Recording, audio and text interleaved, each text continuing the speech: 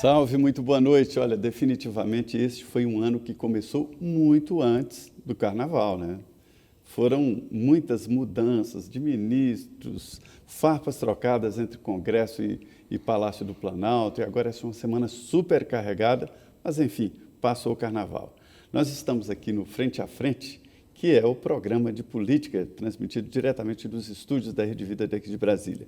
Aqui a deputada Rosana Vale, que está chegando lá do plenário da Câmara dos Deputados, depois de uma sessão tensa e cheia, né? Hoje estava muito cheio o plenário da Câmara, né? O plenário do Congresso Nacional, um quórum muito alto. Né? E cansativa, porque são muitos discursos e poucos avanços. Porque dá essa impressão mesmo de que não trabalhou, mas é um trabalhão. Deputada, nós estamos vivendo aí uma semana também de muita tragédia. Exato. E embutidas tragédias pessoais, porque a gente fala ali em perdas de vida, mas temos que falar também em perda de esperança e perdas materiais para quem não tem muito a perder, né? Como é que a senhora vê a política pública, as políticas públicas em geral e essas pessoas que são as vítimas de sempre desse processo? Então, a minha região viveu essa semana, está vivendo ainda, porque as chuvas não terminaram, um drama. Lá em Santos, né? Exato, toda a região da Baixada Santista, cidade de Santos, São Vicente, Guarujá, choveu em 12 horas, mais do que todo o esperado para o mês de março na região. Já são pessoas encontradas, 24 desaparecidas, 25 mortes, então um drama sem precedentes na Baixada Santista. As equipes estão lá, o governo do estado com a Defesa Civil, o governo federal também enviou o secretário nacional de Defesa Civil para avaliar a situação. São 17 morros só em Santos, com pessoas em áreas de risco. Nós temos um déficit habitacional na região, pessoas vivendo em submoradias, que dá mais de 100 mil unidades que estão faltando. Então, faltam políticas públicas para a construção de conjuntos habitacionais, com moradias dignas para as pessoas. Muita gente morando em áreas, nas encostas dos morros. Mas por que isso continua sendo permitido, construções nas encostas dos morros? Porque todo ano chove, todo ano essa tragédia se repete. No Rio de Janeiro, por exemplo, há alguns anos tivemos o caso de Angra dos Reis, Exato. Depois tivemos Petrópolis, né? Teresópolis, aquela região que é lindíssima, também sofreu com as chuvas. Agora a tragédia se repete em bairros do Rio de Janeiro, nas cidades ali do entorno da capital do Rio. Por que isso continua se repetindo? E a impressão que a gente tem é que as autoridades, depois que passa a chuva, esquece, pronto, acabou. Faltam moradias para as pessoas, e as pessoas não têm onde morar e vão buscar essas áreas, invadir essas áreas. Falta fiscalização, realmente, mas falta a introdução de políticas públicas onde os próprios moradores se sintam consciência, e se sintam responsáveis pelas áreas onde eles estão. Por exemplo, eu acompanhei no estado de São Paulo, na região de Cubatão, um projeto que não foi um projeto criado para inglês ver, ganhou um prêmio internacional. Por quê?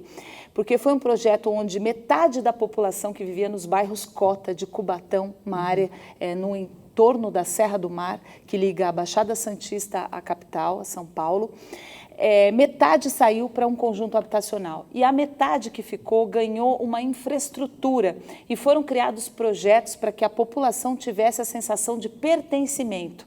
Então ela estava morando num lugar melhor, existiam ali projetos onde ela teria renda, até programa de rádio na própria comunidade, várias coisas foram criadas ali e os próprios moradores se tornaram os fiscais, porque você há de convir que não tem como o poder público fiscalizar. Não deixar construir. Exato. A população, por estar morando num lugar melhor, ela não deixa que novas invasões aconteçam. Então, isso também falta. Não adianta só você tirar e construir conjunto habitacional, porque naquele lugar, se não for fiscalizado, novas pessoas vão morar. É interessante que eu tenho também críticas sobre esses conjuntos, porque eles são construídos longe do centro. Sem a infraestrutura. Sem infraestrutura, sem transporte. Aí o trabalhador que vai para um conjunto desse não tem carro, ele demora a chegar no trabalho. Eu conheço casos de pessoas que ficam 3 horas dentro de um ônibus, né? Quer dizer, gasta 6 horas por dia para ir e voltar. Então, assim, eu me lembro de uma experiência do Furlan, em Barueri, em que ele construía um conjunto habitacional, prédios, dentro da cidade e em locais nobres. Porque as pessoas precisam de funcionários e de mão de obra. Quer dizer, por que isso não é empregado se o poder público tem como fazer isso? Né? É uma falta de organização. E quando você cria uma política pública, você tem que ter todo um estudo. Não adianta só ter a ideia. Você tem que ter um estudo e tem que ter um tempo para você avaliar se aquilo dá resultado. Muitas vezes o governo impõe de cima para baixo, mas não é o que a população quer. Moradia hoje é o grande problema das periferias? É um dos grandes problemas. Na minha região é um grave problema. Faltam moradias. O pessoal de lá trabalha em São Paulo ou é muito longe? Não? São 70 quilômetros, muitos trabalham em São Paulo, mas em São Paulo são empregos talvez melhores. A população que não tem tanta qualificação, nós na nossa região tivemos muitos empregos que se perderam na área do porto. Isso que eu ia lhe perguntar, porque é uma região, uma região portuária. Farta em empregos, porque é uma área portuária. Exatamente, é o maior porto da América Latina. Quase 30% da balança comercial brasileira, só que o que aconteceu? Os portos se automatizaram e a mão de obra não se especializou. Eu visitei mais de 15 portos no mundo, acompanhei essa transformação, mas lá a mão de obra foi para outras áreas. Os empregos braçais foram transferidos para outros setores. Hoje o trabalhador não carrega mais o saco, mas ele está num computador, fazendo parte da movimentação também do porto. O que não aconteceu muitas vezes na nossa região. Exatamente. Os empregos foram para São Paulo e os trabalhadores não se especializaram por falta realmente de uma estrutura para que eles pudessem se especializar, se qualificar, e eles perderam os empregos. Assim aconteceu também no Polo Industrial de Cubatão, que também passou por uma transformação. Empresas que tinham 10, 20 mil funcionários, hoje operam um drama social, né? Exatamente. Mas existe algum projeto para tentar qualificar esses trabalhadores de forma a mantê-los no lugar, ou seja, nas cidades portuárias? Existem projetos, mas que muitas vezes eles são difíceis de serem aplicados, porque demandam recursos.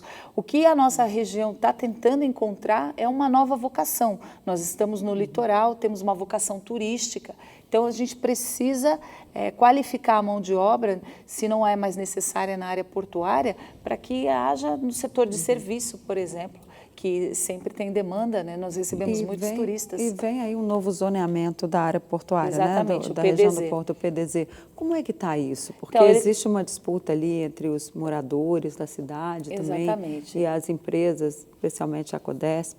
A nova administração do Porto, a direção da Codesp estuda esse PDZ e está discutindo junto com empresários e também com trabalhadores uma forma de modificar as políticas, tanto as políticas regionais como a política nacional, para que o Porto de Santos tenha um aproveitamento melhor e que ele progrida, porque o Porto de Santos bate recorde de movimentação. Já são, por ano, acho que 130 milhões de toneladas movimentadas pelo Porto de Santos. Agora, é interessante que a gente vê São Paulo e o interior de São Paulo são muito ricos, têm uma condição muito superior ao restante do país e a outras regiões, e tem problemas, né? Agora, imagine numa época agora em que o emprego está migrando, o emprego braçal praticamente acabou, né? Em São Paulo, por exemplo, colher cana, tudo mecanizado já, né? E imagine uma cidade do interior do Brasil e que tem dificuldade de emprego, dificuldade de ganhar dinheiro, dificuldade de criar a vida digna. A senhora vê um sentido nisso, um futuro? O que pode ser feito? A gente precisa reinventar os empregos. Na nossa profissão também, como jornalista, não é? Os empregos modificaram. Hoje o jornalista ele tem que ser polivalente. Ele tem que gravar, ele tem que transmitir na rede social. Blog, então, assim está acontecendo. Eu já assisti muitas palestras e participei de discussões que apontam que as profissões do futuro que vão... Meu filho, por exemplo, ou o meu neto... A profissão dele ainda será criada. Ainda vai ser criada. Então, é importante... 70% das atuais profissões Exato, existem. essa informação. Não existe. Diz que hoje a melhor ferramenta para arrumar um emprego é a capacidade de aprender rápido, né? Em qualquer área. E você não se fixar numa função. Porque hoje as pessoas elas são multifunção, elas atuam em diversas frentes, é um profissional polivalente que a gente fala. Ou seja, então significa que a escola também tem que mudar. Também tem que e se a senhora reinventar. Que tem a pauta municipalista, qual é hoje o principal desafio? Nós já falamos aqui de transporte, né, um pouquinho ali de saúde. Eu acredito qual é o principal desafio aí que a gente tem que enfrentar para poder preparar o brasileiro para esse próximo milênio? Então, as pessoas, elas não vivem aqui em Brasília, né? E elas não vivem no governo federal, não vivem nos estados, elas vivem nas cidades. E eu acredito muito que falta união dos municípios para que eles se tornem regiões mais preparadas na geração de empregos, na resolução dos seus problemas, porque não existe muro separando as cidades. Então, a destinação do lixo, eu acredito muito na união. Tenho proposto isso, tenho debatido isso com os prefeitos da região, para que saiam dessa linha de que eu sou do partido X, eu sou responsável pela minha cidade, o que acontece na outra cidade não me interessa. É mentira isso. Não dá para fazer essa diferenciação na saúde em nenhuma área. Então, eu acredito que as cidades que conseguem vencer as crises, e conseguem se desenvolver, elas não estão sozinhas, elas são regiões. Então, o fortalecimento de políticas, de planos e de incentivos para regiões é o caminho para... Regiões administrativas dentro de cada estado, regiões metropolitanas, regiões na área também do turismo. A gente tem exemplos de cidades pequenas que se uniram e conseguiram se tornar importantes no circuito turístico nacional e até internacional. A Serra Gaúcha. Isso já existe em alguns lugares, se formam consórcios. Por exemplo, um hospital referência para atender várias cidades e os prefeitos. O Estado de São Paulo faz muito isso. A gente falava que a Denise até tocou nesse assunto sobre a educação. Eu não vejo governantes, presidente da República, nem ministros, e ninguém cuidando exatamente do futuro, do emprego, e é como se não existisse. A educação está ultrapassada. O aluno chega numa escola, deixa em casa vários equipamentos e pega uma professora com... A grande evolução é que acabou o giz, o quadro com um pincel. É a única evolução. O que está acontecendo, deputada? Houve um divórcio entre aprender e a realidade, porque a realidade é outra, né? A tecnologia chegou muito rápido e o brasileiro e o mundo, creio que não estava preparado. Nós estamos nos adaptando aos novos tempos. As crianças conseguem se adaptar com muito mais facilidade. Então, eu imagino hoje, meu filho de 10 anos, se não for uma forma de ensinar criativa, ele não vai chamar a atenção dele, né? Porque o mundo externo uma concorrência muito forte, muito desleal, até com o professor, né? O professor está lá, sendo que ele tem o mundo à disposição dele numa tela de celular. Então, isso precisa ser discutido, porque muitas vezes não é o investimento na educação, mas no que é investido. A gente tem uma pauta importante. Que eu acho que é o debate importante, né? O que ensinar, ou seja, o programa educacional. Exato. Nós temos um debate importante que é o Fundeb. Que vai tomar aí os próximos meses também. Eu sou da comissão especial que vai reestruturar, fazer com que o Fundeb, que tem prazo para terminar agora em 2020, se torne permanente e seja melhor distribuído, pois hoje ele garante a educação básica de muitas cidades brasileiras. Na minha região, acho que representa 50%.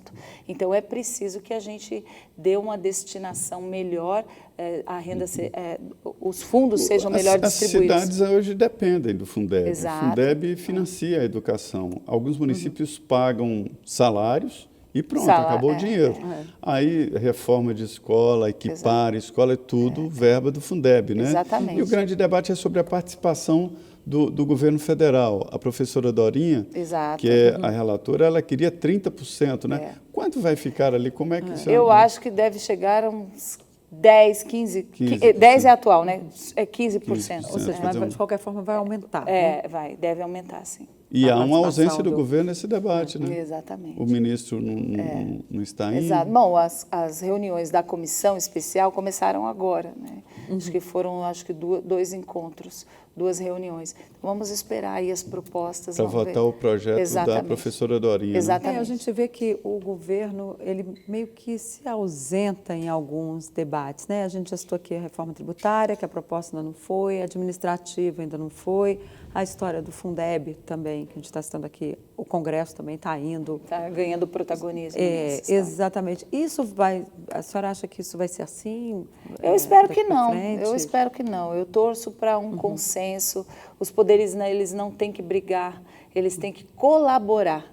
É importante que haja, oposição, é importante que haja o debate, mas essa guerra de lados onde nenhum admite conceder 1 milímetro para o outro não leva a lugar nenhum. Eu sou uma pessoa que eu prezo pelo diálogo, pelo consenso. Às vezes eu saio das sessões angustiada, porque eu vejo que as pessoas só querem falar, elas não querem ouvir. Todo mundo fazendo a sua live para o seu grupo ali na sua rede social. É muito difícil isso. Não acho que deveriam ter parlamentares com esse posicionamento. Você pode ter uma ideologia diferente da minha, mas se você não quer conversar comigo para ver se eu consigo convencê-la a mudar um pouco a sua opinião, para que você está lá? Para que você vai para lá? É a casa do diálogo, né? Exato. Parlamentar significa... em casa e votaria pela internet, né?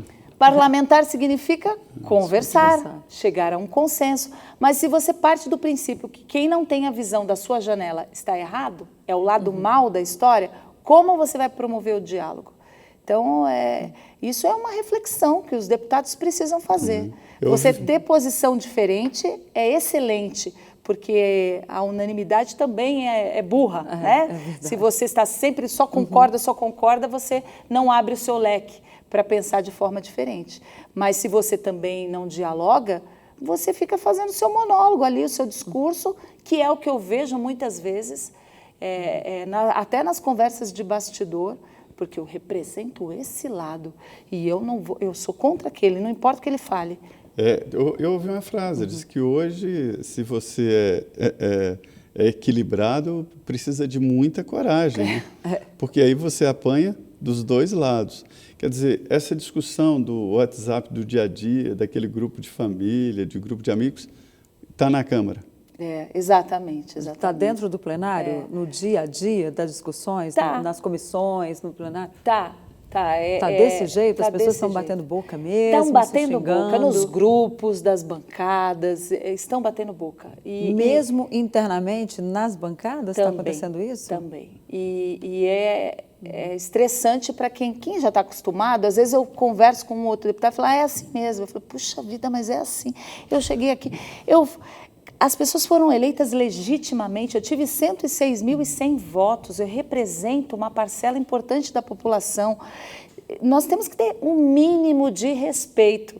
Eu tenho, às vezes, vontade, eu fico imaginando, eu falo, se eu fosse presidente, falou mal de alguém pessoalmente, porque você ofende as pessoas. Nós estamos lá para perseguir ideias, não perseguir as pessoas.